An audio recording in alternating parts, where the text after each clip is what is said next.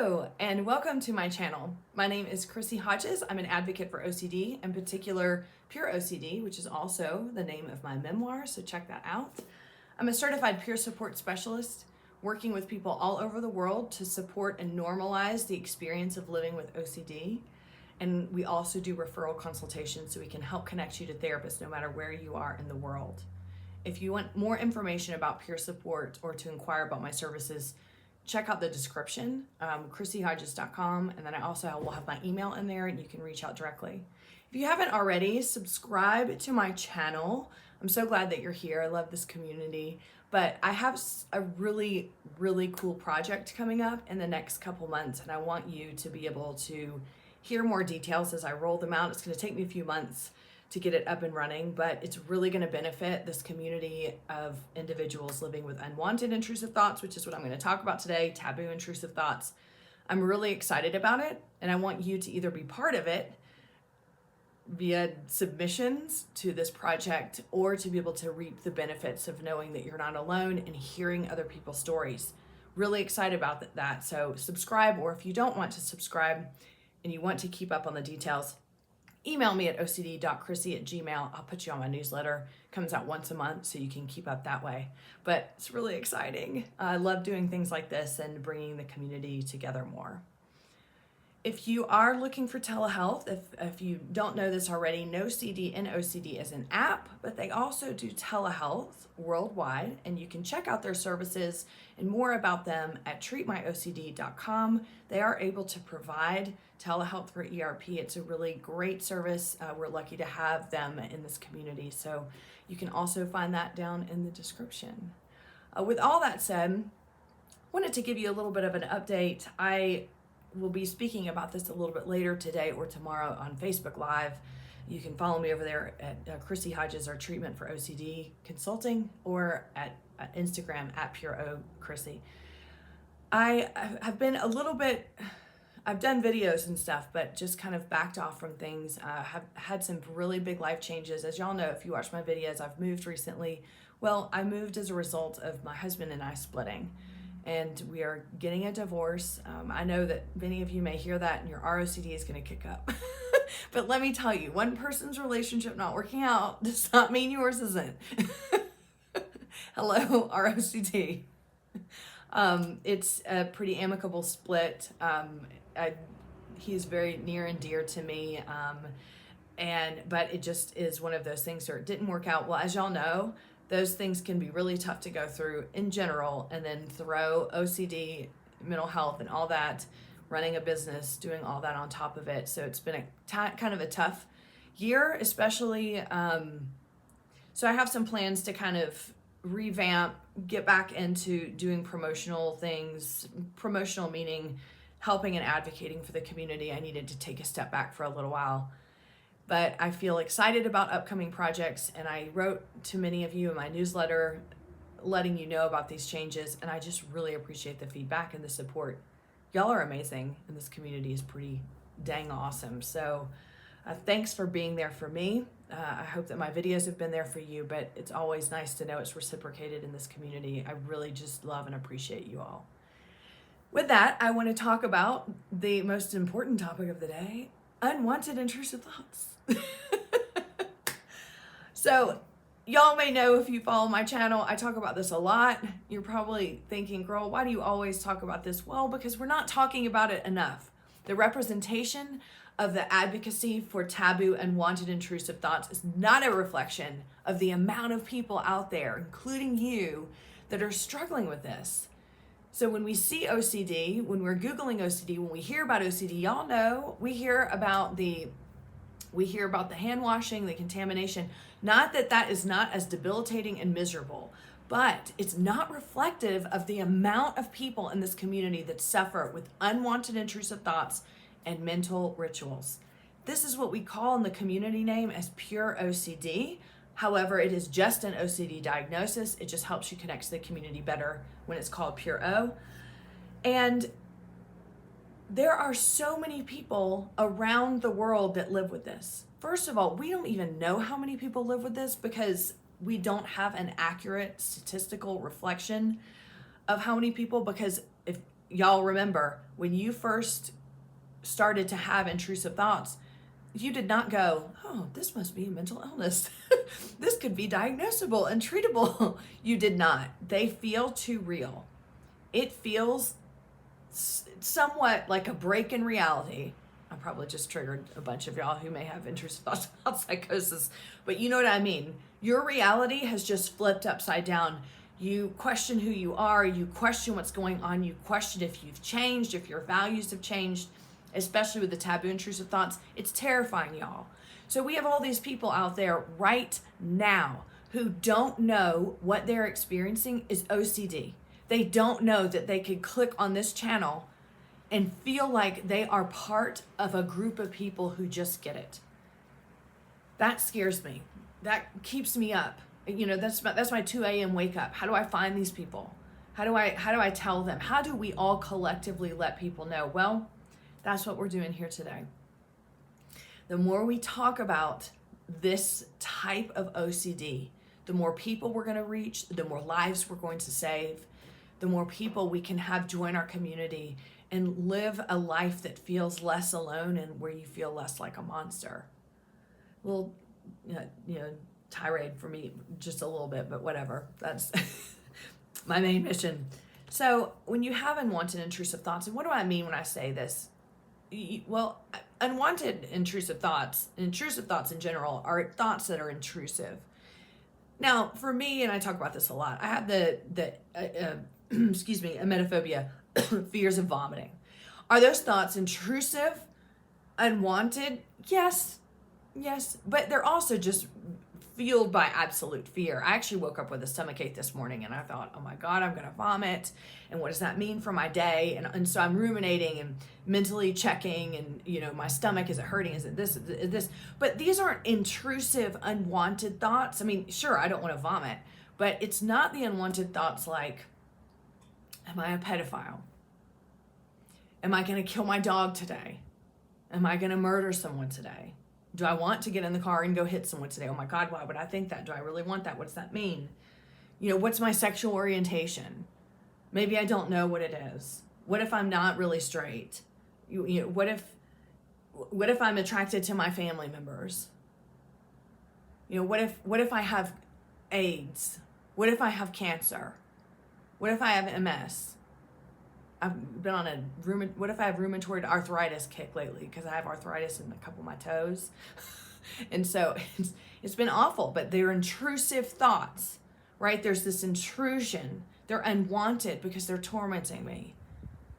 And so a few of the things that come through our mind when we are dealing with intrusive thoughts. Number one, let's say when we find out what this is, we find out this is OCD. A lot of us go, why me? What did I do to deserve this? This is unfair. These are natural reactions to suffering. Okay, we don't like those kind of phrases because they feel very victim-oriented. But as I've said before, aren't you a victim? Yes. Unwanted intrusive thoughts are thoughts that come into your brain that you don't want, that you're not asking for. You are the victim of this horrible thing that's happened. And when you are a victim of something, there is suffering, and it's okay to feel this feeling of resentment, this why me? Why do I have to deal with this and other people don't? That's okay. Now, the difference between being a victim and victimhood is pretty clear, right? So we don't want to wallow in it. We want to take steps to move forward, to get help, to get support, to not become a product of what we're dealing with, right? But you can't change the fact that this happened to you and you didn't ask for it. I have the window open. It's not like I have this fan on me like, oh, look. It was just hot in here and it's really windy outside. So that's why my hair keeps blowing. It's not like a music video where I want to have my hair blowing in the breeze while I talk. A couple more things. One that's really important that I wanted to bring to your attention is when we have unwanted intrusive thoughts, okay, we know they're unwanted, right? Because, well, you're probably going, but maybe I do want them. That can also happen later. But when we first get them, we do know that they're unwanted because we're scared and we think, why do I have these thoughts? And you may have bodily sensations that react to them, and you may be miserable. And so they're unwanted. And then they could morph down the line the longer you have them, or you start to question, do I really want these? Oh my gosh, do I want them? Is this blah, blah, blah. So this all leads to, is there some truth to these? Why would you think that? Well, because naturally our logical brain is going to say, if there wasn't some truth, you wouldn't have thought them in the first place. I mean, Lord help us all. If that was the truth, we would all be in trouble, right? Because if there was truth to every thought that came through our brain, everyone in the world would be in deep trouble, deep shit. I don't know why I hesitated cussing on this channel. If you know me, you know I don't care. But it's easier to get caught in that trap of there's got to be some truth to them if I continue to think about them all the time, if it's constant. And time works against you. The longer I have these thoughts, the more years I have, then OCD is going to tell me, well, you weren't sure of your sexual orientation when you were 14 and now you're 35. And so obviously there's some truth to it. See what I'm saying? It's always going to boil down to, is there truth to them? That's the eternal question that we get stuck in the loop on. I know that you're probably listening to this and you're not believing me. You're going, I'm the only one. It really is true. And why? Because we can go back to what I said earlier, because it feels so real. If it's not true, why does it feel so real? Because our brain is powerful. And if we are focusing on one thing over and over and over, physical manifestations can happen. If we're in a fight with our amygdala, things are going to feel real, because if you saw my last video, the amygdala always wins. It will do everything it can to make you get to shelter and safety. So it's going to make things feel very real. So you will act. Act meaning we do compulsions. That's the action. We've got to stop the action in order to stop the cycle. That's all ERP is. So lastly, we get through all this. I need you to know, if you're 70, you may still have thoughts of, well, I had those thoughts about whether I was attracted to my family when I was 15. What does that mean? You may still get that zing of anxiety. This is why I'm not a big fan of the habituation model and the desensitization, because it sometimes doesn't work with taboo, intrusive thoughts. Are you not going to have anxiety when you think about having sex with your parents? Like, yes. Most people have no, you know, or some people have some sort of reaction. And if we think that we have to desensitize to that to be better, that may not ever happen. So the way I like to see it is, if you're 70 years old, remembering thoughts you were having when you were 15, think about how to make them irrelevant. These are just thoughts. I know they're scary. I know they feel real, but you know what? I also had them when I was 15. And so now it's whatever. That's not an acceptable way of dealing with it. I'm just telling you. OCD is a very patterned illness, and there are certain things that can always pull us back in. This is why when you smell things, certain things, or maybe you hear a song back when you were triggered, or you're around certain people, which is a video I'm going to do, I think, next week about when specific people or specific things trigger you. This is why that can pull you back in, and you can feel like you were 15 again, because it's very patterned.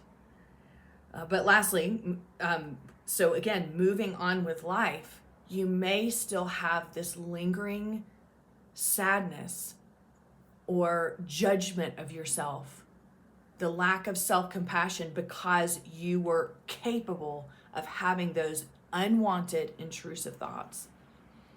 Again, let's just go back and say these were intrusive and unwanted. No matter what your brain is telling you about how maybe you do want them and maybe you do like them, they are unwanted and intrusive. You can choose to believe that or not. Sometimes we just have to choose and blind faith. and that this is OCD, despite what every part of my body is screaming at me, trying to convince me of otherwise. But a lot of us go through I can't believe I was capable of those thoughts. I can't believe I worried about being a pedophile for 2 years, for 5 years, for however long. And that part of your life feels scary. You feel like you were a monster, depending on if it was taboo or not.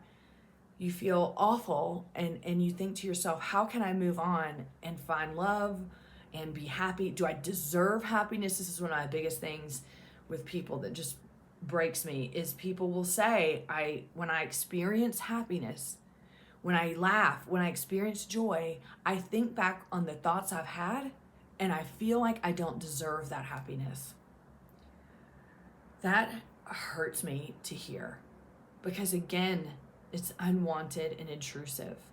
And getting stuck in the cycle makes that big and makes it real in your brain, and it can make your body react.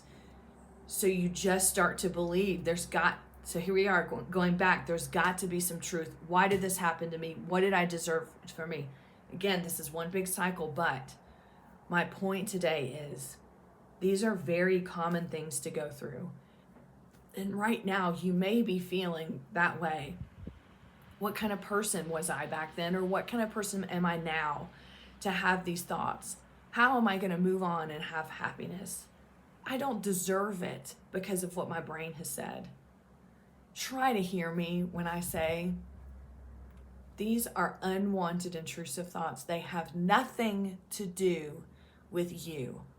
They have nothing to do with what you deserve in life.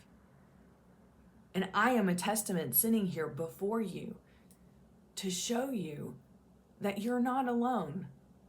And hundreds and thousands of people have been on the channel. They're there to tell you you're not alone. This is hard, hard stuff. We're a part of a club we don't want to be in. But I want you to know you don't have to walk alone through this. You don't have to go through these things that I just talked about by yourself. Reach out. Reach out to me. If you want to join one of my closed groups, reach out to me to meet other people. Reach out to communities on social media. Find people that can help you realize this is not your fault. I know it feels like, why me? But many of us go through that, and there's a grieving process. But I want you to know that you matter and that this sucks. And I'm just glad you're here, and I hope that this video has helped. Make sure to subscribe to the channel. I can't wait to talk to you a little bit about what's going to be happening in the next couple months. I think it's going to help you with where you're at right now or where you've been before. I look forward to seeing you. Look for me on Friday. I'm going to do a quick video on some short peer support tips, and I look forward to seeing you then. Otherwise, have a great week. Reach out to me at chrissyhodges.com to find out more information about what we do. Bye now.